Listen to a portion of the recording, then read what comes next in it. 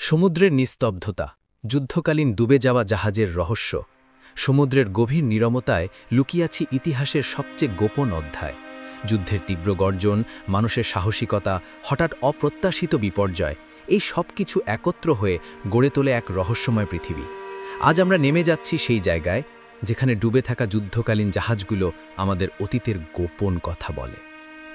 ১৯৪০-এর দশকের সময় সমুদ্রযুদ্ধের তীব্রতায় জাহাজগুলো শুধু অস্ত্র নয়, তারা ছিল মানুষের স্বপ্ন, জীবন এবং আশার প্রতীক।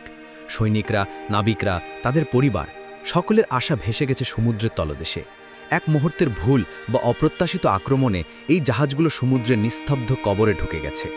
ধাতব শরীরগুলো এখন শুধুই নিঃশব্দের ভাঙা ছায়া, যেখানে কেবল সাগরে নীরবতা ছড়িয়ে আছে। কিছু জাহাজ ডুবে গেছে তীব্র ঝড়ে, এমনও আছে যা শত্রু জাহাজের গোলাবর্ষণে ভেঙে পড়েছে। আবার কিছু জাহাজের রহস্য আজও অমোঘ। ১৯৪৩-এর এক জাহাজের কথা মনে করুন, যার ক্যাপ্টেনের লজবুক আজও পাওয়া যায়নি।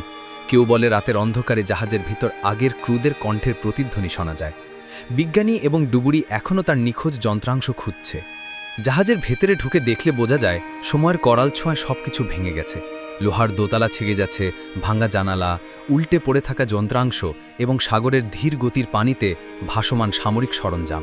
প্রতিটি পদক্ষেপে মন ভরায় অজানা ভয়। মনে হয় যেন প্রতিটি শ্বাসের সঙ্গে আনা শব্দ সাগরের নিচে হারিয়ে যাচ্ছে। ডুবে থাকা জাহাজগুলো শুধু ইতিহাস নয়, তার এক অদ্ভুত জীবনের আবাসস্থল। ভাঙা দোতলা আর মাটির স্নিগ্ধ তলদেশ এখন জীবজন্তুর আধার। মাছ, প্রবাল, কেঁচো সবাই এই ধ্বংসাবশেষের মাঝে নতুন জীবন খুঁজে পেয়েছে। যুদ্ধের নিস্তব্ধতা আজ নতুন প্রাণের জন্ম দিয়েছে। এই দৃশ্য দেখতে দাঁড়ালে মনে হয় সমুদ্রই এখন ইতিহাসের নতুন রক্ষক। কিন্তু সমুদ্রের রহস্য এখানেই শেষ নয়। অনেক জাহাজের সঙ্গে জড়িয়ে আছে গুপ্তধনের গল্প। কেউ কেউ বলে রাতের অন্ধকারে এই জাহাজগুলো থেকে অদ্ভুত আলো দেখা যায়। কেউ জানে না কোথায় লুকানো আছে সোনার বালি বা অস্ত্রের শিল। ডুবুরি এবং গবেষকরা প্রতিনিয়ত সমুদ্রের তলদেশে নামেন, চেষ্টা করে অতীতের চিহ্ন খুঁজে বের করতে। এক জাহাজের কথা ভাবুন, যা সমুদ্রের তলদেশে বিংশ শতকের শেষ দিকে পড়ে আছে। তার ভিতরের হুমকির মধ্যে দিয়েও এখনও গল্পের ছায়া ভেসে বেড়ায়। কেউ জানে না তার ভেতরে কত গুপ্তধন আছে, কত মানুষের আত্মা হারিয়ে গেছে। রাতের নিস্তব্ধতা আর হালকা সাগরের ঢেউ সব মিলিয়ে ভয়াবহ রহস্য তৈরি হয়েছে। প্রতিটি ডুবে যাওয়া জাহাজের সঙ্গে জড়িয়ে আছে অজানা কিংবদন্তি। কেউ বলে কেউ বা দেখা পেয়েছে প্রাচীন যন্ত্রাংশের অদ্ভুত আলো, কেউ বা জমেছে নীরবতার মধ্যে অচেনা কণ্ঠ।